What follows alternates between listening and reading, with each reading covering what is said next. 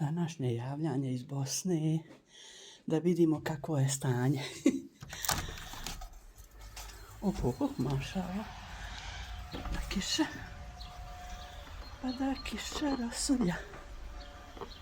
Pokise nam košulja. Da vidi. Baš i povrću sve se zazelenilo, mašala.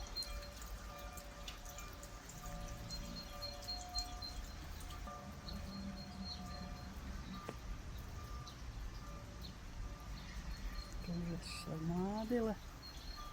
Da vidim gdje su mu jagode.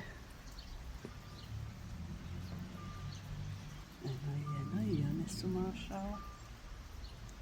Vidi Nora, ne znam gdje. Ora. On se ne vidi.